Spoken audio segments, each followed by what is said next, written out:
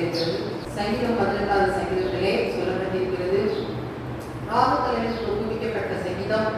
கர்த்தருடைய தாசனாகிய தாவீது இப்பாட்டி வார்த்தைகளை தன்னை தன்னுடைய எல்லா சத்துருக்களின் கைக்கும் சவுலின் கைக்கும் நீங்களாக விடுவித்த நாளிலே பாடினார். தாவீது எழுதின ஒரு பாடல். எல்லா சத்துருடைய கைகளிலே அவன் விடுவிக்கப்படும் போது எழுதப்பட்டதான ஒரு சங்கீத பகுதி ஒரு பாடலாக இருக்கிறது. நன்றி உள்ள ஒரு ஸ்தோத்திரத்துக்குரிய துதி பாடலாக இருக்கிறது. 1வது வசனத்திலே தாவீது சொல்கிறார், என் பலனாகிய கர்த்தாவே உம்மில் அன்பு கூறுவேன். என் பலனாகிய கர்த்தாவே உம்மில் நான் அன்பு கூறுவேன். ஆண்டவராகிய இயேசு கிறிஸ்துவை என்ன சொல்றாரு? என் பலனாகிய கர்த்தாவே. ஆண்டவராகிய இயேசு கிறிஸ்து எப்படிப்பட்டவர்? அந்த பலன் உள்ளவர். இன்றைக்கு நாம் பலவீனராக இருக்கலாம், ஆனால் ஆண்டவராகிய இயேசு கிறிஸ்து அவர் பலவீனர் அல்ல, அவர் பலவான், அவர் பலனுள்ளவர். அப்படி தாவீது சொல்கிறார், என் பலனாகிய கர்த்தாவே உம்மில் நான் அன்பு கூறுகிறேன். நம்முடைய பலவீனத்தில் அவருடைய பலன் பூரணமாய் விளங்குகிறது. நாம் பலவீனர். ஆண்டவர் சொல்கிறார், நீங்க பலவீனமான பாண்டம் என்று சொல்லி ஆண்டவர் நம்மை குறித்து சொல்கிறார். அப்போ நாம் பலவீனமாய் இருந்தாலும் ஆண்டவராகிய இயேசு கிறிஸ்து நம் பலனாய் இருக்கிறார். தாவீது நன்றாக ஆண்டவராகிய இயேசு கிறிஸ்து என்னுடைய பலன் என்பதை அவன் அறிந்திருந்தான். அவன் சொல்கிறார், என் பலனாகிய கர்த்தாவே உம்மில் நான் அன்பு கூறுவேன். அன்பு கூறுவேன். முதலாவது நாம் செய்ய வேண்டிய காரியம் கிறிஸ்துவை நேசிக்க வேண்டும், அன்பு கூற வேண்டும். அதுதான் பிரதானம், அதுதான் முக்கியம். ஆண்டவர் சொல்றாரு, என்னதான் நீங்க அந்நிய பாஷை பேசலாம், இது பண்ணலாம், ஆனா உங்களிடத்துல அன்பு இல்லைன்னா ஒண்ணும் இல்லை அப்படின்னு சொல்லி சொல்றாரு. அப்ப அன்பை குறித்து ஆண்டவர் ரொம்ப மென்ஷன் பண்ணி சொல்றார், முக்கியத்துவப்படுத்தி சொல்கிறார். அப்போ அன்புதான் பிரதானம், அன்புதான் முக்கியம். என்ன காரியங்கள் இருந்தால் நம்மளே என்ன வேண்டும்? அன்பு வேண்டும். அப்போ கிறிஸ்துவனுடைய அன்பை நாம் என்ன செய்யணும்? பெற்றோர்களாக இருக்க வேண்டும். பெற்றோர்களாய் மாத்திரமில்லை, கிறிஸ்துவை நாம் ஒவ்வொரு நாளும் நேசிக்கிறவர்களாக, அவருடைய முகத்தை நேசிக்கிறவர்களாக, அவருடைய சமூகத்தை நேசிக்கிற பிள்ளைகளாக நாம் இருக்க வேண்டும். அன்பு கூறுகிற ஜனமாய் நாம் இருக்க வேண்டும். தாவீது சொல்கிறது, என் பலனாகிய கர்த்தாவே உம்மில் நான் செய்வேன், அன்பு கூறுவேன். இன்றைக்கு நாமும் ஆண்டவரை பார்த்து சொல்லுவோம், ஆண்டவரை நான் உம்மில் அன்பு கூறுவேன். எப்படி நாம் அன்பு கூற வேண்டும்? ஆண்டவர் நாம் அன்பு கூறுவதை பற்றி என்ன சொல்லியிருக்கிறார்? உன் முழு இருதயத்தோடும் உன் முழு ஆத்மாவோடும் நீ தேவனை செய்வாயாக, அன்பு கூறுவாய். அப்போ நம் முழு இருதயத்தோடு அன்பு கூறணும். பாதி மனதோடு அல்ல, பாதி இருதயமா இல்ல. இல்லைன்னா சிலர் பாதி மனதாதான் என்ன செய்வாங்க? கர்த்தரை தேடுவாங்க. அவர் எனக்கு உதவி செஞ்சா, நல்லா செஞ்சா நான் என்ன செய்வேன்? அவரை தேடுவேன். அவர் எனக்கு செய்யலன்னா நான் அவரை என்ன செஞ்சிருவேன்? விட்டுருவேன் அப்படின்னு சொல்லி. அப்படி இல்ல, ஆண்டவர் நமக்கு செய்தாலும் செய்யாவிட்டாலும் முழு மூச்சாக நம்ம என்ன செய்யணும்? அன்பு கூறணும். எல்லாத்தையும் விட, நம்மகிட்ட இருக்கிற உறவுகளை விட, செல்வத்தை விட, எல்லா காரியத்தை விட நம்ம கர்த்தரை என்ன செய்யணும்? முதலாவது அன்பு செலுத்த. வேதவசனம் சொல்கிறது, முதலாவது தேவனுடைய ராஜ்யத்தை அவருடைய நீதியையும் தேடுங்கள். அவருடைய ராஜ்யத்தை மனுஷன் தேட முதலில். அப்ப தாவீது என்ன செய்தான்? கர்த்தரை முதலிலே தேடுகிறவனா இருந்தான். முதலிலே தேவனை நேசிக்கிறவனா இருந்தான். அங்கே நம்ம பார்க்கும்போது 12 சீசர்கள் ஒரு சீசன் என்ன செஞ்சிருந்தான்? யோவான் சீசன் இயேசுவின் மார்க்கம் செஞ்சிருந்தான், சார்ந்திருந்தான், அன்பு கொடுத்துக்கிட்டே இருந்தான். ஆனா மற்ற எல்லாரும் அப்படி இயேசுவின் மார்க்கில் சாய்ந்திருந்தார்கள், பேருக்களை கொடுத்தா இல்லை. ஆனா யோவானை குறித்து சொல்லப்பட்டிருக்கு, இயேசுவின் மார்க்கிலே சாய்ந்து கொண்டிருந்தான்னு சொல்லி. அப்போ அப்படி அவன் அன்பு செய்கிறவனா இருந்தான். அப்போ ஆண்டவர் எல்லாருக்கும் தேவனா தான் இருக்கிறாரு. நம்ம எல்லாருக்கும் ஆண்டவர் இயேசு கிறிஸ்து யார்? தேவன். எல்லாருக்குமே தேவன் தானே? எல்லாருக்குமே தேவன். எனக்கு மட்டும்தான் ஆண்டவர் தேவன் என்றார் இல்ல, உங்க எல்லாருக்குமே ஆண்டவர் தேவனா இருக்கிறார். அதே போலதான் அங்கே தாவீதுடைய வாழ்க்கையும், அங்கே அவனுடைய நாட்களில் இருந்த எல்லா மக்களுக்கும், இஸ்ரவேல் ஜனங்கள் எல்லாருக்கும் ஆண்டவர் தேவனா இருந்தார். ஆனால் தாவீதுக்கு வித்தியாசமான வகையிலே ஒரு ஸ்பெஷலா ஆண்டவர் செய்தார், காணப்பட்டார், ஒரு ஸ்பெஷலா காணப்பட்டார். அப்போ இன்றைக்கு நாமும் ஒரு ஸ்பெஷலா தேவனுடைய அன்பை பெற்றவர்களாய், தேவனிடத்திலே அன்பை நேசிக்கிறவர்களாய் நாம் இருக்க வேண்டும். அவை ஆண்டவர் அப்படியாக விரும்புகிறார். தாவீது அப்படிதான் கர்த்தரிடத்திலே அன்பு கொடுக்கிற மனுஷனாய் காணப்பட்டார். தொடர்ந்து 2வது வசனத்தில் சொல்லப்பட்ட கர்த்தரின் கண்மலை, கோட்டை, இரட்சகர், தேவன் நாம் நம்பியிருக்கிறார், துர்கா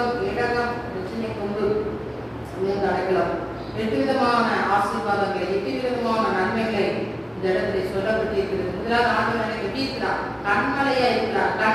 கண்மலைன்னா என்னது? ஒரு மலை. மலையெல்லாம் பார்த்துருக்கீங்களா? குற்றாலம் மலை பார்த்துருக்கீங்க. இந்த பக்கம் வல்லநாடு மலை இருக்கு, வேற என்ன மலை இருக்கு? தெரிஞ்ச மலையை சொல்லுவோம். ஊட்டி, கொடைக்கானல், இமயமலை இருக்கிறது, பெரிய மலை அது. அதெல்லாம் அசைக்க முடியுமா? அதெல்லாம் யாரும் தூக்க முடியுமா? அதெல்லாம் காற்றடிச்சா பறந்து போகுமா? அப்படியே ஒண்ணுமே செய்ய முடியாது. என்ன செஞ்சாலும் நம்ம என்ன செய்யாது? ஒன்றும் அசையாது. அவ்வளவு ஸ்ட்ராங்கா இருக்கும்.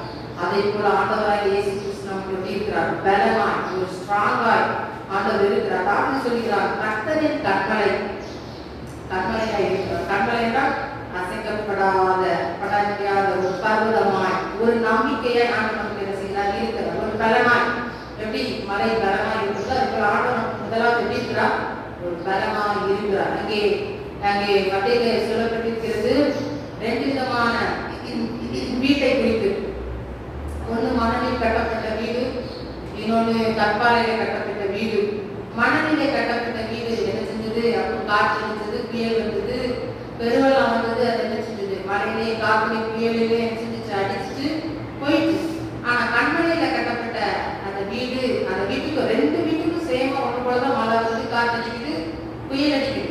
ஆனா அதுல மணல்ல கட்டப்பட்டது அந்த இருந்த எல்லாம் இல்லாம காணாம போயிடுது. ஆனா கண்மலையில கட்டப்பட்ட அந்த வீடு எப்படி இருந்தது? ஸ்ட்ராங்கா உறுதியா இருந்தது. காரணம் ஆண்டவராகிய இயேசு கிறிஸ்துவின் மேல நம்பிக்கையோடு விசுவாசமாய் கட்டப்பட்ட உறுதியா இருந்தபடினால அது என்ன செஞ்சது? நிலையா நிலைத்திருந்தது. இன்றைக்கு ஆண்டவராகிய இயேசு கிறிஸ்து நம்ம கண்மலையா இருக்கிறார். அப்ப நம்ம கண்மலையாகிய கிறிஸ்துவிலே கட்டப்பட்டிருந்தால் நம்ம வாழ்க்கை எப்படி இருக்கும்? நம்ம வாழ்க்கையை புயல் எடுத்தாலும், காற்று வீசினாலும், மழை வந்தாலும், வெள்ளம் வந்தாலும் அது ஸ்ட்ராங்கா நம்ம நினைச்சுவோம் இருக்கும். எப்படி? நம் விசுவாசத்திலே நாம் மிகவும் உறுதியாக இருக்கும்போது, நம்முடைய ஆவிக்குரிய வீடாகிய கண்மலையாகிய கிறிஸ்து மேல் கட்டப்பட்டு இருக்கும்போது நம்முடைய வீடு நம் கூடாரம் செய்யாது, அது அழிந்து போகாது. நாம் உறுதியா இருப்போம். அதுதான் சொல்லிக்கிறான், ஆண்டவர் எனக்கு கண்மலையா இருக்கிறார். எனக்கு கோட்டைன்னா ஒரு பாதுகாப்பு. நமக்கு ஒரு ஆபத்து வருது அப்படின்னா என்ன செய்வோம்? கோட்டை பாதுகாப்புக்குள்ள தஞ்சம் கொடுப்போம். தாவீதுடைய வாழ்க்கையை சவுல் துரத்துகிறான். அவன் கெபியிலே போய் என்ன செய்கிறான்? ஒளிந்து கொள்கிறான். அந்த கோட்டையாக அந்த கெபிக்குள்ளே அவன் மறைந்து ஒளிந்து கொள்கிறான். அது அவனுக்கு பாதுகாப்பை கொடுக்கிறதா இருக்கிறது. அப்ப பாருங்க, வேதவசம் நீதிமன்ற சொல்லப்பட்டது போல கர்த்தரின் நாமம் பலத்த துருகம், நீதிமான் அதற்கு ஓடி சுகமாய் தங்கி இருப்பான். அப்போ கர்த்தருடைய நாமம் நமக்கு பலத்த துருகம், கோட்டையும் அரணுமாய் இருக்கிறது. நீதிமான் அதுக்குள்ள எப்படி இருப்பான்? பாதுகாப்பா இருப்பான். அப்போ ஆண்டவர் நமக்கு ஒரு பாதுகாப்பு கோட்டையா இருக்கிறார்.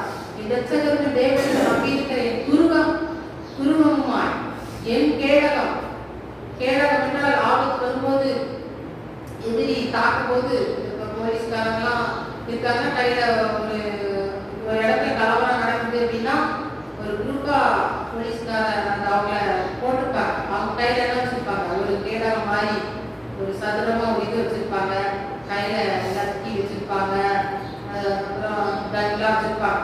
அப்ப ஏன் அந்த கேடகம் வச்சிருக்காங்கன்னா, எதிரி அவங்களை அடிக்கும் போது தாக்கும் போது அதை வச்சு தடுத்து நிறுத்துவதற்காக அப்படி வைத்திருப்பாங்க. அப்போ அந்த கேடகம் அங்க எதிரே சொல்லப்பட்டது போல விசுவாசம் என்னும் கேடகத்தை பிடித்துக் கொண்டவர்களாய், அந்த விசுவாசம் என்ற கேடகத்தை நாம் பிடித்துக் கொண்டு ஓடுகிறவர்களாய் நாம் இருக்க வேண்டும். அப்ப அது நமக்கு பாதுகாப்பா இருக்கிறது. ஆண்டவராகிய இயேசு கிறிஸ்து நம் கேடகமாக இருக்கிறார், இரட்சணிய கொம்பாய் இருக்கிறார்.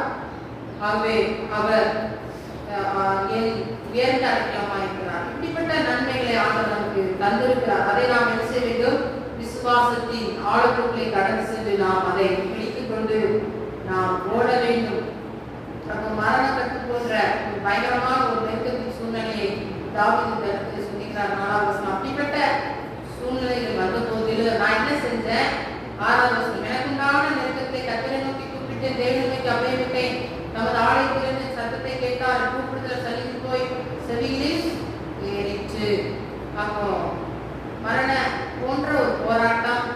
சவுல் அவனை துரத்துறான், கொல்றதுக்காக துரத்துறான், தப்பிச்சு ஓடி ஒளிஞ்சு தொகைக்குள்ள வெட்டிக்குள்ள இருக்கிறான். எப்படியாவது அவன் ஓடுகிறான். அவனை அடிக்க முடிக்காக சவுல் என்ன செய்யறான்? வருகிறான். மரண கட்டு அவன் என்ன செய்து சூழ்ந்திருக்கிறது. அப்படிப்பட்ட சூழ்நிலையில அவன் என்ன செய்யறான்? கர்த்தரை நோக்கி என்ன செய்யறான்? கூப்பிடுகிறான். கூப்பிடும்போது ஆண்டவர் அந்த சத்தத்தை என்ன செய்தாராம்? கேட்டு அந்த கூப்பிடுதல் சன்னிதியில் போய் சன்னிதியில் எட்டிட்டு வேதவசனம் சொல்லுகிறது, இந்த நீதிமானுடைய கண்கள், ஆண்டவருடைய கண்கள் நீதிமான் கண்கள் எப்படி இருக்கிறது?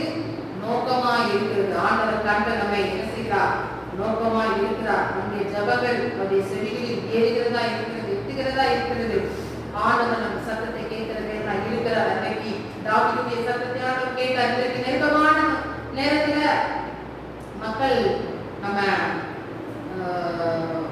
மக்களை தேடி எச்சக்கூடாது, போகக்கூடாது. நெருக்கமான சூழ்நிலை ஆண்டோட சமூகத்துல வரணும். அப்படி வரும்போது ஆண்டவர் நினைச்சுவார், உங்களை திணிப்பா. நெருக்கமான ஒரு சூழ்நிலை, ஒரு எக்ஸாம்பிள் சொல்றேன். அண்ணா நமக்கு தெரியும், அவருக்கு நெருக்கம் என்னுடைய சமூகத்துல வந்தா தண்ணீரை ஊற்றினா நெருக்கம் மாறிச்சு பார்க்கிறோம். இன்னும் நிறைய பேரை வேதத்துல சொல்ல முடியும். அப்போ அப்படிப்பட்ட தேவனுடைய பக்தர்கள் பிள்ளைகள் எல்லாம் நெருக்கமான சூழ்நிலையிலே கர்த்தரை நோக்கி என்ன செய்தார்கள்? பார்த்தார்கள், விடுதலை பெற்றுக்கொண்டார்கள். இதையும் நாமும் கர்த்தரை நோக்கி நெருக்கமான சூழ்நிலையில கூப்பிடும் போது ஆண்டவர் நமக்கு என்ன செய்வார்? நம்முடைய சத்தத்தை கேட்டு நம்மளை விடுவிக்கிற தேவனாய் இருக்கிறார். தாவீது சொல்கிறார், நான் கூப்பிட்டேன், நான் அபயமிட்டேன், ஆலயத்திலிருந்து சத்தத்தை கேட்டார், கூப்பிடுதல் சன்னிதியில் போய் செடிகளில் எட்டிச்சு. இன்றைக்கு நீங்க நினைக்கலாம், நான் கூப்பிடுறேன், ஆண்டவர் செடிகளில் எட்டலே நீங்க நினைக்கலாம். ஆனா ஆண்டவருடைய கூப்பிடுதல் எல்லாம் கேட்டுட்டு தான் இருக்காரு. அவர் செவிடு கிடையாது, அவர் குருடு கிடையாது, அவர் ஊமை கிடையாது, எல்லாமே அவரால் பேச முடியாது. அவர் சத்தம் வல்லமையுள்ள சத்தம், அவர் வல்லமையுள்ளவர். அவருடைய கண்கள் அக்கினி ஜுவாலை போன்ற கண்கள், அப்படிப்பட்ட வல்லமையுள்ள தேவன். அவரால் எல்லாமே பண்ண முடியும். ஆகவே உங்களுடைய ஜபங்களுக்கு, உங்களுடைய கூப்பிடுதலுக்கு ஆண்டவர் ஏற்ற வேலையிலே பதில் சொல்லுகிற தேவனாய் இருக்கிறார். அது மாத்திரமல்ல, 18வது வசனத்திலே, என் ஆபத்து நாளில் எனக்கு எதிர்த்து வந்தார், கர்த்தர் எனக்கு ஆதரவாயிருந்தார். ஆபத்து நாட்கள் எனக்கு விரோதமாய் சத்தத்தை வந்த போது ஆண்டவர் எனக்கு எப்படி இருந்தார்? ஆதரவா இருந்தார். இதுக்கு ஒரு எக்ஸாம்பிள் புரியுற மாதிரி சொல்றேன். அதாவது ஒரு நெருக்கமான ஒரு லவ்வர்ஸ் இருக்கிறாங்க. அவங்க லவ் பண்ணிட்டு என்ன செய்றாங்க? ரெண்டு குடும்பத்தை எதிர்த்து என்ன செஞ்சுருவாங்க? கல்யாணம் பண்ணிடுவாங்க. கல்யாணம் பண்ணிட்டு எங்க போவாங்க? அடைக்கலத்துக்கு, ஆதரவுக்கு எங்க போவாங்க? அந்த நேரத்தில் யார் ஆதரவு கொடுப்பா? சொந்தங்கள் கொடுக்காது, பந்தங்கள் கொடுக்காது, பெற்றோர்கள் எல்லாருக்கும் பயந்தவங்க எங்க ஓடுவாங்க? அடைக்கலத்துக்கு எங்க ஓடுவாங்க? போலீஸ்காரருடைய உதவிக்கு ஓடுவாங்க. அங்க போகும்போது அவங்க என்ன செய்வாங்க? அவங்களுக்கு ஒரு ஆதரவு கொடுப்பாங்க. அவங்க ஒரு மேஜர் ஆயிட்டாங்க அப்படிங்கிறதுக்காக ஒரு ஆதரவு கொடுப்பாங்க, பாதுகாப்பா வச்சிருப்பாங்க.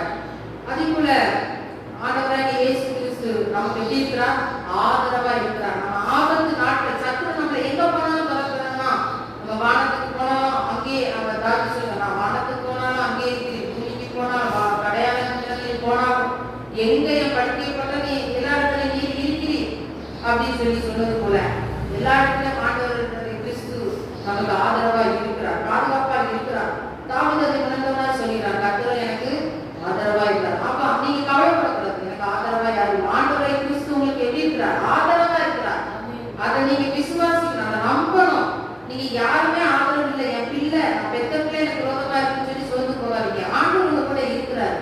ஆண்டவர் உங்க கூட இருக்கிற பிறகு நீங்க இவ்வளவு நாள் ஆண்டவரை சூப்பரா நடத்துறாரு. எவ்வளவு போராட்டம் வருது, சத்தத்தை அடிக்கும்படிதான் எவ்வளவு வரான், ஆனாலும் ஆண்டவர் அடி விடலையே. ஆண்டவர் காரணம் ஆண்டவருடைய ஸ்பெஷலான கிருபை, ஸ்பெஷலான அபிஷேகம், பாதுகாப்பு உங்களிடத்துல இருக்கிறபடினா ஆண்டவர் உங்களை என்ன செய்யறார்? ஆதரவா இருக்கிறார். நீங்க அதனால கவலைப்படக்கூடாது.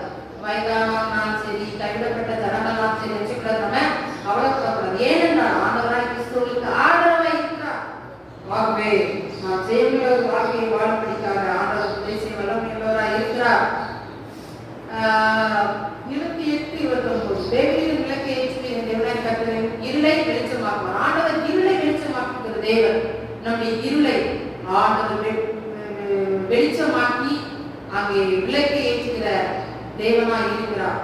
அப்போ நம்முடைய இருள்கள் என்ன செய்யணும்? மாற வேண்டும். ஆண்டவரை கிறிஸ்து நமக்குள்ளே வாசம் பண்ணும்போது வரும்போது நம் இருள்கள், வாழ்க்கையில் உள்ள இருள்கள் மாறி ஆண்டவருடைய வெளிச்சமான ஒரு வாழ்க்கைக்கு நடத்துவார்.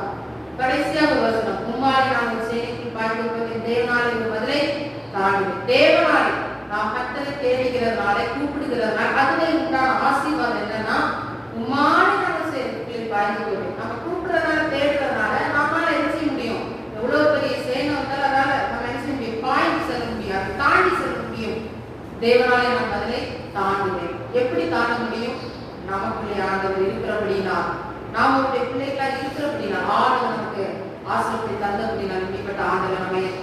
நன்மையை வைத்திருக்கிறார்.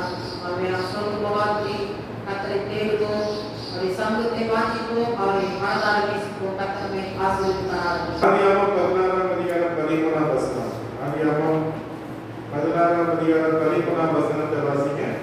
அப்பொழுது அவள், என்னை காண்பவரை நான் இவ்விடத்தில் கண்டேன் அல்லவா என்று சொல்லி தன்னோடு பேசின கர்த்தருக்கு நீர் என்னை காண்கிற தேவன் என்று பேசினார்.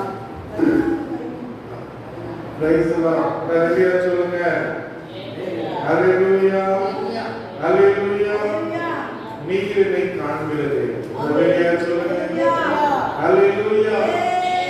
ஆமென். மனிதர்கள் காணாமல் போகலாம், ஆனால் தேவன் என்னை காண்கிறார்.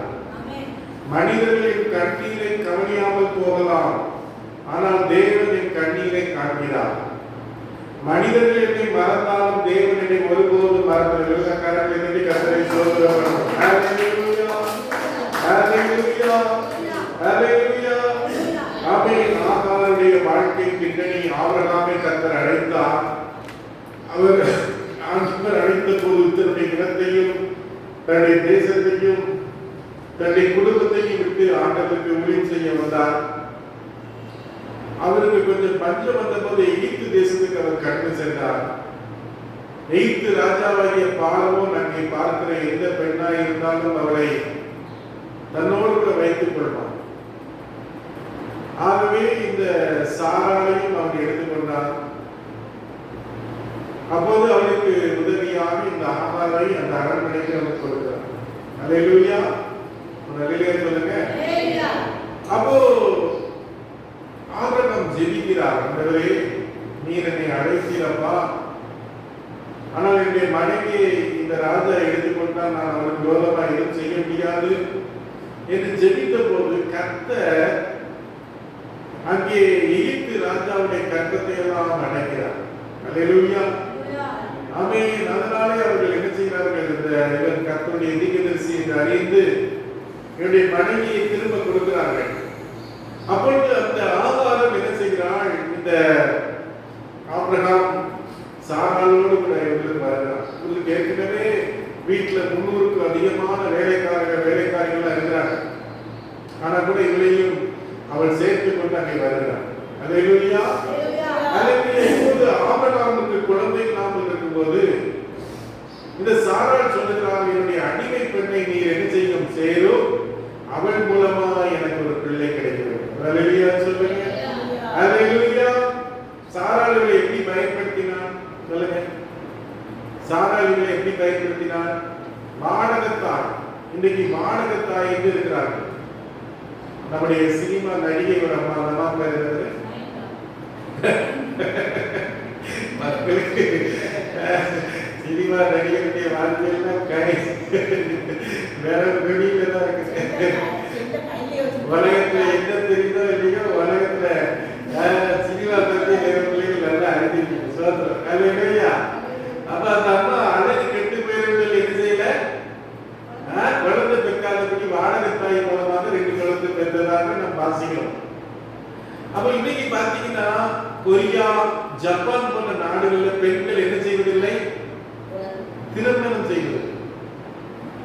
மகா வெளி தேசத்துல இருக்கிறவர்கள் வந்து திருமணத்தை பத்தி பேசினாலும் போவோம், அதை பத்தி பேசாதீங்க, எனக்கு தெரியும், அப்படி கூட இருந்துருவேன் அப்படின்னு அவன் சொல்றாங்க. இன்னைக்கு வாழ்கிற பிள்ளைகள் எல்லாம் என்ன இருக்கிறாங்க, திருமணம் ஆக வேண்டும். திருமணமான புருஷன் பொண்டாட்டி பிள்ளை பயங்கர தலைவலியா இருக்கும். புருஷன் அடிப்பான், குடிப்பான், அப்படி செய்வான், இப்படி செய்வான். அதனால திருமணமே பண்ணாம இருக்க வேண்டும் என்று சொல்லி ஒரு சந்ததி உருவாகுது. அதனால ஜப்பான் தேசத்துல பாத்தீங்கன்னா மக்கள் குறைஞ்சிட்டாங்க. வயசானவங்க 100, 110, 140 வயசு வரைக்கும் வாழ்றாங்க. ஆனா புது சந்ததி திருமணம் ஆனதா என்ன வரும் சொல்லுங்க, குழந்தை என்ன செய்யும், பிறக்கும், சந்ததி உண்டாகும். அதனால ஜப்பான், கொரியா நாடுகள் எல்லாம் வெளி தேசத்துல இருந்து ஆட்களை கூப்பிடுறாங்க. லாத்வியான்னு சொல்லி யூரோப்ல உள்ள நாடுகள் எல்லாம் ஆண்கள் கம்மி. அதனால வெளி தேசத்துல இருந்து ஆண்கள் போய் திருமணம் பண்ணி கொடுக்குறாங்க. இப்ப பாருங்க, அவர்கள் ஒரு வாடகை தாயை போல அவளை பயன்படுத்த நினைத்தார். ஒரு அல்லேலூயா சொல்லுங்க. ஆமென். அல்லேலூயா. மகா வெளி தேசத்துக்கு போயிருந்த போது ஒரு அம்மா வீட்டுக்கு போயிருந்தாங்க. அந்த அம்மா பேர் கேத்ரின். அந்த அம்மாவுக்கு திருமணமாக 2 பிள்ளை இருக்கு. எப்படி அந்த என்ன சொல்லுவாங்க டெக்ஸ்ட் டியூப், அந்த பேர் என்னது? டெஸ்ட் டியூப் தான் என்ன பேர்? என்ன வந்துமா? அதான் என்ன பேர்? டெஸ்ட் டியூப் தமிழ்ல என்ன பேர்? அந்த குழந்தை சோதனை குழாய் மூலம் என்ன செய்வாங்க? குழந்தை சில பெற்றுக்கொள்ளும். அப்படிதான் நம்ம 2 பேரும் பெற்றுக்கிறோம். கல்யாணமே ஆகல. அப்ப அங்கே இன்னைக்கு உலகத்தில் எப்படிப்பட்ட அநேக காரியங்கள் நடக்கிறது. ஒரு அல்லேலூயா சொல்லுங்க. ஆமே. இந்த ஆதாருடைய வாழ்க்கையிலே திருமணம் ஆன உடனே தன்னுடைய எஜமாட்டியை கொஞ்சம் நினைச்சுக்கிறாள், கேவலமாக நினைக்கிறாள். ஒரு அல்லேலூயா சொல்லுங்க. தேவ பிள்ளைகளே, நாம் ஏறி வந்த படியை ஏறி வந்த ஏணியை என்ன செய்யக்கூடாது? சொல்லுங்க. எட்டி உதைக்க கூடாது. இன்னைக்கு சிலர் பார்த்தீங்கன்னா பிள்ளைகளை கஷ்டப்பட்டு நம்ம படிக்க வச்சு அவங்களை ஆளாக்கி திருமணம் பண்ணி அவங்களை இதாக்கணும். அவங்களுக்கு நம்மள அப்பா அம்மான்னு சொல்றது கூட என்ன செய்யாது? பிடிக்காது. அவனைய போய் எப்படி அப்பான்னு சொல்ல, அம்மான்னு சொல்ல, அவன் மூஞ்சை பார்த்தா பிடிக்கல, அவன் பல்ல பார்த்தா பிடிக்கல, அவன் லட்சணத்தை பார்த்தா பிடிக்கல. ஒரு தாய் ஒரு சமயத்துல இருந்தாங்க. இந்த தாய் ஓரமா காணப்பட்டாங்க. மூஞ்சி எல்லாம் பாத்தீங்கன்னா பயங்கரமா இருக்கும். அவங்களுக்கு ஒரு அழகான பையன் இருந்தாங்க. அப்ப அந்த பையன் வளர்ந்து வர்றான். ஒரு நாள் ஸ்கூல்ல ஒரு ஃபங்க்ஷன் நடக்குது. ஃபங்க்ஷன் நடக்கும்போது எல்லாரும் அவங்க அப்பா அம்மாவை கூப்பிட்டு அந்த ஃபங்க்ஷன் அட்டெண்ட் பண்றாங்க. இந்த பையனுடைய அம்மாவை வர சொல்லிட்டு தான் வந்தா. ஆனா எல்லாத்துக்கும் சொன்னா, இது எங்க பக்கத்து வீட்டுக்காரங்க, எங்க அம்மா அப்பா ஊருக்கு போயிட்டாங்க அப்படின்னு. அது காரணம் என்ன? உங்க அம்மாவுடைய இந்த விகாரமான தோற்றம்.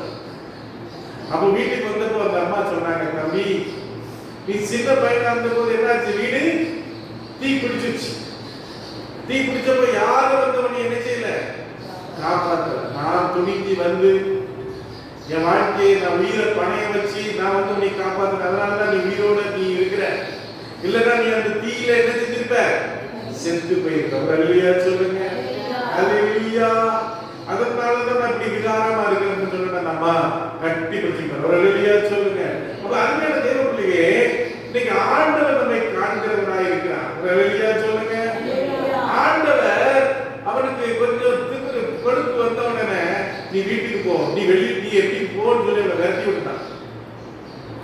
விரட்டி விட்டு மனாந்திரத்துல போய் அங்கே அங்கலாய்த்து அழுது ஐயோ என்று அங்கலாய்த்த உடனே ஒரு தூதன் இறங்கி வருது. ஒரு அல்லேலூயா சொல்லுங்க. ஒரு அல்லேலூயா சொல்லுங்க. அல்லேலூயா. வாசிங்க 9ஆம் வசனத்திலிருந்து வாசிங்க பார்க்கலாம். சீக்கிரம். நீ உன் ஆச்சாரண்டைக்கு திரும்பி போ, அவள் கையின் கீழ் அடங்கியிரு என்றார். 7ஆம் வசனம் வாசிங்கம்மா. கர்த்தருடைய தூதனானவர் அவளை வனாந்தரத்திலே கூர்ந்து போகிற வழி அருகே இருக்கிற நீரும் சண்டையில் கண்டு, சாராயின் அடிமை பெண்ணாகிய ஆகாரே, எங்கிருந்து வருகிறாய்? எங்கிருந்து வருகிறாய்? எங்கே போகிறாய்? எங்கே போகிறாய் என்று கேட்டார். அவன் நான் என் ஆச்சாராகிய சாராயை விட்டு ஓடி போகிறேன். ஒரு அல்லேலூயா சொல்லுங்க. ஓடி போகிற ஒரு வாழ்க்கை. நானும் 10th 10ஆம் வகுப்பு படிக்கும் போது எங்க அப்பா அடிச்சிட்டார். நல்லா படிக்கல அப்படின்னு சொல்லி ஒரே அடி. அடிச்ச உடனே வீட்டை விட்டு ஓடி போயிட்டேன். வீட்டை விட்டு ஓடி அந்த பக்கத்துல தென்காசி பக்கத்துல எலஞ்சின்னு ஒரு இடம், அப்படியே நடந்து போய் கடைசியில் தென்காசிக்கு போனேன். தென்காசிக்கு போன ஒரு ஹோட்டல்ல உட்கார்ந்துருக்கேன். ஸ்கூல் யூனிஃபார்ம் போட்டு அவங்க பாக்குறாங்க, தம்பி நீ ஸ்கூல் பையன் மாதிரி இருக்கப்பா அப்படின்னா. ஆனா வேலைக்காக என்ன அப்படின்னு கேட்டேன். உடனே இங்க பிரியா ஒயிட் ஷாப் இருக்காங்க. பிரியா வந்து எங்க வீட்டுக்கு எய்த்த கடை தான் பிரியா கடை. சர்ச்சுக்கு எய்த்த கடை தான் பிரியா ஹோட்டல். அவங்ககிட்ட கேட்போம் அப்படின்னு அப்புறம் கேட்கல. ராத்திரி கொஞ்சோண்டு ஒரு பணம் கொடுத்தா ஒரு பரோட்டா கொடுத்து ஒரு சாக்கு கொடுத்து வீட்டுல நைட்டு தங்க வச்சு ஒரு காசை கொடுத்து தம்பி நீ பஸ் ஏறி வீட்டுக்கு போ. அல்லேலூயா. அல்லேலூயா. வீட்டுல தேடிருக்காங்க. நான் எங்க வீட்டுக்கு நேரா போகல. விசுவாசி வீட்டுல போய் உட்கார்ந்து பிறகு வந்து நீ எடுத்துதாங்க வீட்டுக்கு கூட்டிட்டு போனேன். நீங்க அநேக பிள்ளைங்க வீட்டுல அப்பா அம்மா ஏதாவது சொல்லிட்டு என்ன பண்றது? வீட்டை விட்டு ஓடுறது, பள்ளியை விட்டு ஓடுறது, விஜயை பார்க்க போற ரஜினியை பார்க்க போறன்னு ஓடுறது, இப்படி அநேக பிள்ளைகள் ஓடிக்கொண்டிருக்கிறார்கள். ஒரு அல்லேலூயா சொல்லுங்க. அல்லேலூயா. அல்லேலூயா. ஆண்டவர் சொன்னார் அடங்கி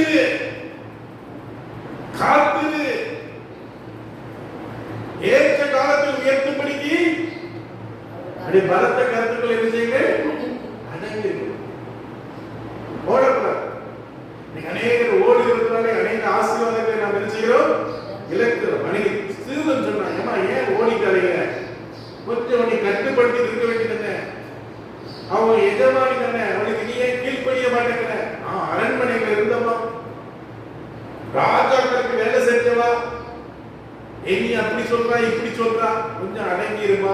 ஒரு அல்லேலூயா சொல்லுங்க, ஒரு அல்லேலூயா சொல்லுங்க. ஆமென். அப்போது அவள் சொல்கிறாள், நீர் என்னை காண்கிறது. அல்லேலூயா. ஆண்டவர் சில தீர்க்கதரிசனங்களை சொல்றார்.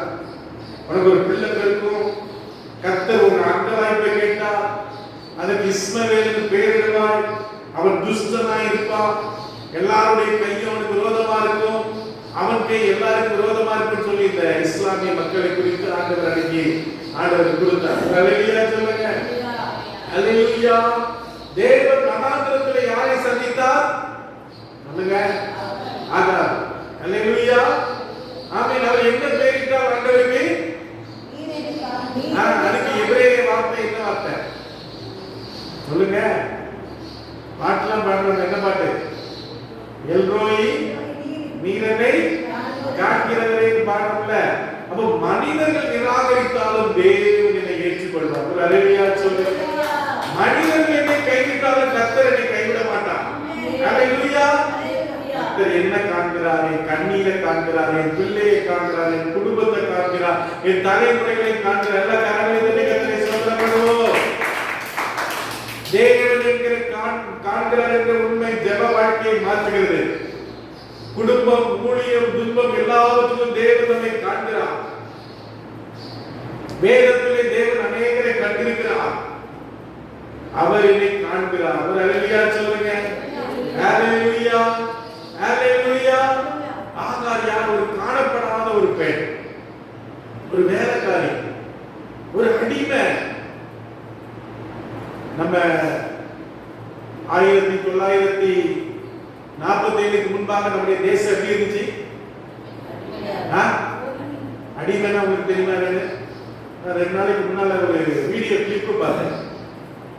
பெங்கால், நம்முடைய கல்கத்தாவை சேர்ந்த ஒரு பெண்மணி ஒரு வெள்ளக்காரனை முதுகுல வச்சு நடந்து போறாங்க. பாவம், அந்த நம்ம மேலேக்கா மாதிரி இருப்பாங்க. அவன் ஒரு பண்ணி குட்டி மாதிரி நல்ல சம்முன்னு மேல உட்காந்துட்டு அவளை வச்சு சுமந்துட்டு போறான். அவ்வளவு கொடுமைப்படுத்திருக்காங்க. எவ்வளவு பயங்கரம் பார்த்தீங்கன்னா, அவ்வளவு கொடுமை நம்ம முன்னோர்கள் அனுபவிச்சிருக்காங்க. வெள்ளக்காரங்க எல்லாம் அவ்வளவு பாடு படுத்திட்டு. சும்மா சுதந்திரம் என்பது நம்ம இன்னைக்கு சுதந்திரமா வர்றோம், போறோம், இருக்கிறோம், எல்லாம் செய்யறோம். ஆனால் ஒரு காலத்திலே நம்முடைய முன்னோர்கள் எல்லாம் அநேக அடிமைகளை, அடிமைத்தனத்தை, அநேக வேதனைகளை, கண்ணீர்களை அவர்கள் அனுபவித்திருக்கிறார். ஒரு அல்லேலூயா சொல்லுங்க. அல்லேலூயா. அவருடைய வாழ்க்கையில பலவீனங்கள் இருந்தது. அவருடைய வாழ்க்கையை அவரே திட்டமிட முடியாது. அவன் எஜமானி என்ன சொல்ற? பிள்ளை பெற்று கொடுத்தா பிள்ளை பெற்று கொடுக்கணும், புருஷன் கூட சேரனா சேரணும், வீட்டை விட்டு வெளியில போனா வெளியில போகணும். பயங்கர கொடுமை. அவள் திருமணம் அவளால சொந்தமா திருமணம் பண்ண முடியாது. எஜமானி என்ன சொல்றாங்களோ அதான் கேட்க முடியும். அவளுடைய கர்ப்பத்தை இருக்கிறது அவள் திருமணம் பண்ண முடியாது. இப்போ கர்ப்பத்திற்கு கொஞ்ச நாள் ஆகட்டும், அதெல்லாம் முடியாது. மனிதர்கள் அவளை கட்டுப்படுத்தினார்கள், தேவன் அவளை காண்பித்தார். அல்லேலூயா சொல்லுங்க. அல்லேலூயா. அல்லேலூயா. தேவன் மனிதனுடைய சமூக நிலையை பார்க்கவில்லை. மனிதன் எதை பார்க்கிறான் சொல்லுங்க? உங்க சொந்தக்காரங்க வந்தா என்ன பார்ப்பாங்க? வீட்டுக்கு வந்தா என்ன பார்ப்பாங்க? வீடு எப்படி இருக்கு, பெட்ரூம் எப்படி இருக்குது, எத்தனை வீட்டுல கார் இருக்குதா, வண்டி இருக்குதா, எப்படி இருக்கீங்க, ட்ரெஸ் எவ்வளவு நகை வச்சிருக்கீங்க, எவ்வளவு பணம் வச்சிருக்கீங்க, இதைதான் அவங்க பார்ப்பாங்க. பணம், பதவி, அழகு, கல்வி, குடும்ப பின்னணி, அதிகாரம், சமூக நிலை, இதைதான் அவங்க பார்ப்பாங்க. நீ கல்யாணம் ஆகிற பெண்கள் எல்லாம் என்ன சொல்றாங்க? புருஷனுக்கு அன்னைக்கு ஒரு பொண்ணு சொல்றான், பையனுக்கு என்ன இருக்கணுமா? வீடு இருக்கணுமா, கார் இருக்கணுமா, பேங்க்ல ஒரு ஆஸ்பத்திரி கட்டுற அளவுக்கு என்ன இருக்கணுமா? பணம் இருக்கணுமா, பின்னால ஊர்ல சுத்துறதுக்கு பணம் இருக்கணுமா? எப்ப கல்யாணம் முடிய? ஒரு அல்லேலூயா சொல்லுங்க. அல்லேலூயா. 1 சாமுவேல் 16:7 சொல்கிறது, மனுஷன் பார்க்கிறபடி சொல்லுமா? அடுத்து, மனுஷன் முகத்தை பார்ப்பான், கர்த்தரோ எல்லா கரங்களை கர்த்தரை ஸ்தோத்திரம் பண்ணுங்க. அல்லேலூயா. அல்லேலூயா. ஆகார் மனுஷனுடைய பார்வையில யாரு சொல்லுங்கம்மா? ஏன் வாசிங்க சொல்லுங்க. ஆகார் மனுஷனுடைய பார்வையில யாரு? அடிமை. வேலைக்காரி கூட அவருக்கு ஒரு வேலைக்காரிக்கு எந்த டைம், இந்த எங்க மாமா வீட்டில் ஒரு அம்மா வேலை பார்க்குறாங்க, அதுக்கு அது ஒரு எவ்வளோ ஒரு அரை மணி நேரம் 1 மணி நேரம் பாத்திரம் வளர்க்கும், அந்த வீட்டை கூட்டும், அவ்வளோதான் முடிஞ்சுட்டு போயிடும். வேலைக்காரிக்கு என்ன உண்டு, ஒரு குறிப்பிட்ட டைம் உண்டு, சம்பளம் உண்டு, எல்லாம் உண்டு. அடிமைக்கு கிடைக்காது, பயங்கர வேலை, 16 மணி நேரம் 12 மணி நேரம் பயங்கர வேலை. அப்போ அவ ஒரு அடிமை பெண். ஆனா தேவனுடைய பார்வை, தேவன் அடிப்பது அவர் மனுஷனா பார்த்தாரு, அது ஒரு உயிரா பார்த்தாரு, ஒரு தாயா பார்த்தாரு, தேவனால் காணப்பட்டவர். ஒரு அறிவியா சொல்லுங்க. நீங்க உங்களை மனதில் ஒரு குழுவா கூட பார்க்கலாம், ஆனா கர்த்தருடைய பார்வையில் நீங்க விலையேற பெற்றவர். ஒரு அறிவியா சொல்லுங்க. நான் பாட்டுக்கார பாடுறேன், உமது பார்வையிலே விலையேற பெற்றவர் நான். அல்லேலூயா. உமது பார்வையிலே நான் எப்படிப்பட்டவர்? விலையேற பெற்றவர். ஒரு அல்லேலூயா சொல்லுங்க. அல்லேலூயா, அல்லேலூயா. அவள் ஆண்டவருக்கு ஒரு பெயரை கொடுக்கிறார். ஆண்டவர் சொல்றார், நான் உன்னை சொல்லுங்க காண்கிறேன் என்று சொல்கிறார். இவள் என்ன சொல்கிறார்? நீர் என்னை காண்கிறதே. ஒரு அல்லேலூயா சொல்லுங்க. அல்லேலூயா. நீங்க ஆண்டவருக்கு பெயர் கொடுத்திருக்கீங்களா? ஆண்டவரே நீங்களே ஒரு பெயர் சொல்லி அழைச்சிருக்கீங்களா? ஆண்டவருக்கு அன்னைக்கவா ஒரு அடிமை பெண்ணா இருந்தா கூட ஒரு பெயரை கொடுக்கிறார். என்ன கொடுக்கிறார்? நீர் என்னை. ஒரு அல்லேலூயா சொல்லுங்க. சிலர் இப்படி நினைக்கிறாங்க, என்னை யாரும் புரிந்து கொள்வதில்லை, என் குடும்பத்துல யாரும் என்ன மதிப்பதில்லை, என்ன செய்தது நான் என்ன செய்த பாராட்டுறதில்லை, ஒரு சாப்பாடு செஞ்சு வச்சிருக்கேன் ருசியா இருக்குன்னு சொல்றதில்லை. இது என்ன சோறு, உப்பே இல்லை, இது என்ன இப்படி குப்பை, மனுஷன் திம்மானா? என் கண்ணீரை யாரும் காணவில்லை, என் ஜெபத்தை யாரும் கேட்கவில்லை, என் போராட்டத்தை யாரும் புரிந்து கொள்வதில்லை. ஆண்டவர், நான் உன்னை காண்கிறேன். ஒரு அல்லேலூயா சொல்லுங்க. நான் உன்னை காண்கிறேன். எலியா தீர்க்கதரிசியின் வாழ்க்கையிலே எலியா மரித்தவர்களை உயிரோடு எழுப்பினான், வானத்திலிருந்து அக்கினியை கொண்டு வந்தான். ஜனங்கள் எதை பார்த்தாங்க? ஜனங்கள் எது பார்த்தாங்கன்னா அவர் பெரிய மனுஷன், ஒரு ஹீரோவா பார்த்தாங்க. வேலையிலே ஒரு மனுஷனுடைய வெளி பிரகாரத்தை மட்டும்தான் நான் பார்க்கிறேன். ஒரு அல்லேலூயா சொல்லுங்க. வெளி தோற்றம். இன்னைக்கு நாங்க நிக்கிறோம், சரத்துல எத்தனையோ பேனங்கள் இருக்கு, எத்தனையோ போராட்டம் இருக்குது, எவ்வளவு காரியங்கள் இருக்கிறதா விட்டுட்டு ஆண்டவருக்காக நம்ம நின்று கொண்டு. ஒரு அல்லேலூயா சொல்லுங்க. எலியாவுடைய தனிப்பட்ட வாழ்க்கையை அவனுக்கு யாரும் தெரியாது. எலியாவுடைய சோர்வு, எலியாவுடைய பயம், எலியாவுடைய கலக்கம், எலியாவுடைய தேவை யாருக்கு தெரியாது. கர்த்தர் அதை அறிந்து அவனுக்கு உணவு கொடுத்தார், அவனுக்கு ஓய்வு கொடுத்தார், கர்த்தர் அவனை பாதுகாத்தார். எல்லாம் கரங்களை கட்டி கர்த்தரை சோதனை பண்ணுங்க. ஹல்லேலூயா, ஹல்லேலூயா. உங்கள் மறைவிடத்திலும் தேவன் என்ன செய்கிறார்? உங்கள் மறைவிடத்திலும் தேவன் என்ன செய்கிறார்? உங்களை பார்க்கிறவராய் இருக்கிறார். சங்கீதம் 139:7-10 சொல்கிறது, நான் எங்கே போனாலும் எங்க பாஸ்டர் ஒரு பாட்டு எழுதிட்டாங்க, எங்கே ஓடுவே நான். பாட்டு வெளியில் வந்துட்டா இல்லையா? பாட்டு இந்த வெளியில வரல. எங்கே ஓடுவே நான், எங்கே ஓடுவே உன் சமூகத்தை விட்டு, நான் எங்கே ஓடுவே ஒரு பாட்டு அழகா எழுதிட்டாங்க. அவங்க போட அந்த பாட்டு. அப்போ நான் எங்கே போனாலும் தேவனுடைய சந்ததி இருக்கிறது. வானத்துக்கு சென்றாலும், பாதகத்துக்கு படுத்தாலும், கடைசிக்கு சென்றாலும் அங்கே நீர் என்ன செய்கிறீர் சொல்லுங்க. என்னை ஆராய்ந்து அறிந்திருக்கிறீர், என்னுடைய நடை, என்னுடைய படுக்கை எல்லாவற்றையும் நீர் எண்ணியிருக்கிறீர். ஒரு சிறுவன் அப்பாட்ட கேட்கிறான், அவன் பேர் என்ன, தம்பி பேர் ரெண்டு பேர் தேவி, பேர் ஜெபி கேட்கிறான் அப்பாட்ட, இளையராஜா கேட்கிறான், அப்பா தேவன் என்னை பார்க்கிறாரா? இளையராஜா சொல்றான், ஆமா. சிறுவன் இருக்கான அழைக்கி போறான், இங்கேயும் பார்க்கிறாரா? ஆமா. தனியா இருந்தாலும் ஆமா. யாரும் என்னை பார்க்காத போதும் ஆமா. அப்போ சிறுவன் சிரித்துக் கொண்டு சொல்கிறார், அப்படியானால் ஒருபோதும் நான் எங்கே இருப்பதில்லை, தனியா இருப்பதில்லை. ஆண்டவர் எப்போது இருக்கிறார்? ஜெரி கண்டன இயேசுவா கூட இருக்கிறாரா இல்லையாப்பா? நீர் என்னை காண்கிற தேவன். ஒரு அல்லேலூயா சொல்லுங்க. ஹalleluya. ஆண்டவருக்கு என்ன பேர்லாம் இருக்கு? சீக்கிரம் சொல்லுங்க. எல் ஷடாய், யெகோவா ஈவே, Jehovah Rapha, Jehovah Nissi, Jehovah Shalom, Jehovah Shammah, El Roi. ஹalleluya. இதுக்கு அர்த்தம் தெரியுமா? இன்னொரு தடவை உங்களுக்கு சொல்லித்தரேன். ஒரு ஹalleluya சொல்லுங்க. தேவன் நம்மை என்ன செய்கிறார்? காண்கிறார். ஒரு ஹalleluya சொல்லுங்க. தூதன் நம்மை தேடி வந்தார். ஆகார் தேவன் தேடுவதை தேடுவதற்கு முன்பதாகவே கர்த்தர் நம்மை தேடி வந்தார். ஒரு ஹalleluya சொல்லுங்க. ஆண்டவர் ஆதாமை தேடுகிறார். ஆதாமே ஆதாமே என்ன செய்கிறார்? நீங்க ஆண்டவர் டெய்லி உங்க வீட்டுக்கு வந்து அங்கே இருக்கும். நீங்க என்ன பண்ணிட்டு இருக்கீங்க? செல்லுல என்ன பார்த்துட்டு இருக்கீங்க? ரீல்ஸ் பார்த்துட்டு இருக்கீங்க. ஹalleluya. என்ன பண்ணிட்டு இருக்கீங்க? ஆண்டவர் கேட்டானே தெரியல. ரீல்ஸ் பார்த்துட்டு இருக்கப்பா. பாட்டு கேட்டுட்டு இருக்கப்பா. ஹalleluya. ஹalleluya. அப்ப ஆதாம் என்ன செய்யல? எங்கேயும் போக முடியாது. ஆண்டவர் ஹalleluya. தொலைந்த ஆட்டை தேடும் மேய்ப்பர். ஒரு மனுஷன்ட்ட எத்தனை ஆடு இருந்துச்சு?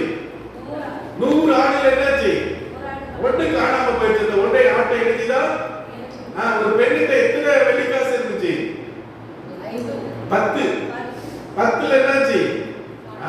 அவ விளக்கை கொடுத்து இருந்துச்சுதா? ஒரு மகன், ஒரு தகப்பனுக்கு 2 பையன் இருந்தாங்க. ஒரு பையன் என்ன பண்ணான்? தொலைஞ்சு போயிட்டான். ஆனா தகப்பன் அந்த மகன் வருவான்னு சொல்லி அவனுக்காக காத்து எல்லா காரணங்களையும் சொல்றாங்க. அவன் இன்னும் வீட்டுக்கு வரவில்லை. ஆனால் அந்த தகப்பனுடைய கண்கள் அந்த மகனை தேடி கொண்டிருந்தன. ஒரு ஹalleluya சொல்லுங்க. ஆனந்தத்தில் தேவனுடைய சந்திப்பு. ஆகாருடைய வாழ்க்கையில ஒரு முக்கியமான இடம். தனிமை, கண்ணீர், தோல்வி, பயம், எதிர்காலம் தெரியாமை, உதவியற்ற ஒரு சூழ்நிலையின் மத்தியிலே ஆண்டவருக்கு காட்சியளித்தார். தேவனுடைய இப்படிப்பட்ட ஒரு சூழ்நிலை இருந்தால் ஆண்டவர் உன்னை சந்திக்க ஆயத்தமாக இருக்கிறார். ஹalleluya. என்கவுண்டர்னா அந்த துப்பாக்கி வச்சு சுடுறது ஒண்ணு இருக்கு. என்கவுண்டர்னா ஆண்டவர் நீங்கள் சந்திக்கிற ஒரு அனுபவம். ஒரு ஹalleluya சொல்லுங்க. ஹalleluya. ரஷ்யா 2011 இருக்கும்போது ஒரு சபை, அநேக சபைகளை நான் பிரசங்கம் பண்ணேன். அப்போ ஒரு சபையில பிரசங்கம் பண்ணும்போது அவங்க சொன்னாங்க, ஒரு ரட்சிக்கப்பட்ட விசுவாசி என்ன பண்ணுவாங்கன்னா என்கவுண்டர் பண்ணிக்கிறாங்க. என்கவுண்டர் செல்லு அவங்களுக்கு எதுவுமே என்ன செய்ய மாட்டாங்க, கொடுக்க மாட்டாங்க. 3 நாள் கர்த்தரோடு அவங்க என்ன செய்யணும்? இருக்கணும். 3 நாள் ஆண்டவர்கிட்ட பேசிட்டு இருக்கணும். ஆண்டவரோடு ஐக்கியமா இருக்கணும். இப்படிப்பட்ட ஒரு காரியம் இருக்கு. அருமையான தேவ பிள்ளைகளே, ஆண்டவர் அந்த தனிமையான வேளையிலே, கண்ணீரின் வேளையிலே கர்த்தரை சந்தித்தார். ஹalleluya. மோசே எங்க சந்தித்தார்? வனாந்தரத்திலே. 40 ஆண்டுகள் அரண்மனையில் இருந்தான். 40 ஆண்டுகள் வனாந்தரத்தில் இருந்தான். கர்த்தரை சந்தித்தார். யோசேப்பை கர்த்தர் எங்க சந்தித்தார்? சிறைச்சாலையிலே.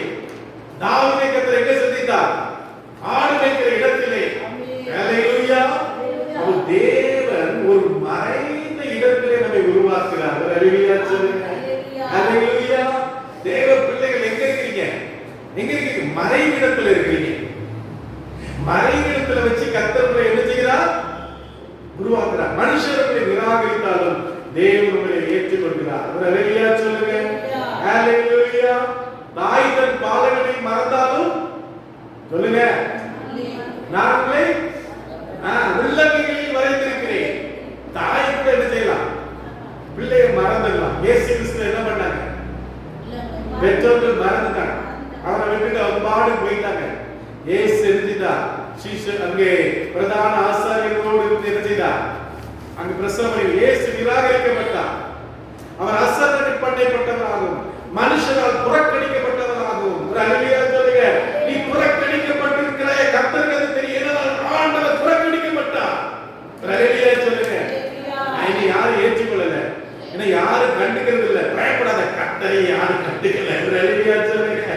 பெதஸ்தா குளத்தில் 38 வருஷமாக ஒரு மனுஷன் இருந்தார். ஆண்டவரை தேடி வந்தார். எத்தனை வருஷமாக தேவனை தேடி வந்த நாட்கள் வருகிறது. சமாரியா பெண்ணுக்கு 5 புருஷன் இருந்தாங்க. சமுதாயத்துல புறக்கணிக்கப்பட்டிருந்தார். அவளால வெளியில நடமாட முடியாது. ஆனா கர்த்தருக்கு ஜீவன் தண்ணீரை கொடுத்தார். சகையுடைய வாழ்க்கையில அவன் மரத்துல ஏறி இருந்தான். அவனுடைய வாழ்க்கையில அவர் பொதுவா நடமாட முடியாது. எல்லாரும் அவனை பார்த்து அநியாயம் வெட்டிக்காரா நடக்கமாட்டான்னு சொல்லுவாங்க. ஆனா கர்த்தர் அவனை தேடி வந்தார். ஹalleluya சொல்லுங்க. தேவனே, கர்த்தருடைய கண்ணீரை காண்கிறார். சங்கீதக்காரன் சொல்ற என் கண்ணீர் எல்லாம் அவருடைய துருத்தியிலே இருக்கிறது. அண்ணாவுடைய வாழ்க்கையிலே அவர் கண்ணீரோடு ஜெபித்தால் கர்த்தர் அவரை விடுவித்தார்.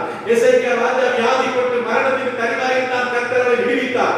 மரியாள் சொன்னாள் லாசர் இறந்து நாளாயிற்று சொன்னபோது அழுதபோது ஆண்டவர் அவரோடு எழுந்தார். அழுதார். உன் கண்ணீருக்கு முடிவு உண்டு. கர்த்தருடைய எதிர்காலத்தை அறிந்தவராய் இருக்கிறார். நீ எதிர்காலம் இல்லையே, என் பிள்ளைகளுக்கு இருக்குதா, என் புருஷனுக்கு இருக்குதா நினைக்கிறாயா? கர்த்தர் சொல்லுகிறார் உடைய எதிர்காலம் ஆசீர்வாதமாய் இருக்கும். உன் பிள்ளைகள் பந்தியை சுற்றி ஓடிவதாய் கண்ணுகளை போல இருப்பார்கள். எரேமியா 29:11 சொல்கிறது, நீ எதிர்பார்த்திருக்கிற முடிவுகளை கொடுக்கும்படி எப்படி இருக்கிறது? உன் பேரில் நினைத்திருக்கிற நினைவுகளை அறிவே இல்லை, தீமைகளை சமாதானம்